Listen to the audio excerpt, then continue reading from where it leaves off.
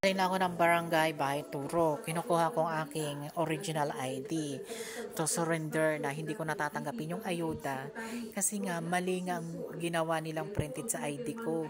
Ang ginawa, address ng guard sa tirahan nila yung ang linagay sa aking Quezon City ID. Kasi nga yun ang tumulong sa amin. Dapat ang linagay niya, yung address ng pinapasukan ko dito sa Pelvera Home 3, Dakilang Lumpo. Hindi ang linagay niya, B51 Bahay Tour Barangay ID. Hindi mo nang nangyari na yan. Tapos nag-withdraw ako sa bangko, hindi ako maka-withdraw ng pera. Trinay kong 500, nag-aano ang balance. Mayroon pa naman akong balance na pera doon. Ay, diba? Nakakainis. Parang, pag may dumating na ayuda, ngayon nga, connection verification, kahit sa SIM registration, na yung guard na yun, may control sa amin kasi sa kanya naka-address sa tirahan niya, yung ID namin. Yung mga matino yun. Parang budol is ka mangyayari.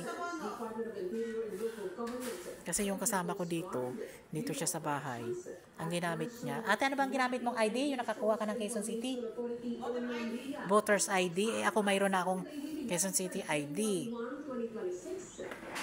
Dapat ang akin lang, address changes. Hindi yung ID ko i-change. Kasi hindi naman ako tatagal dito magtatrabaho. Hindi naman ako titira dito eh.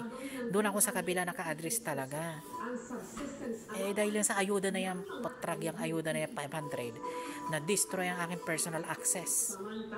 I-report nyo yan sa barangay Bahay Turo at saka sa Barangay Santo Niño na patawag ko sa barangay at magharap-harap kami.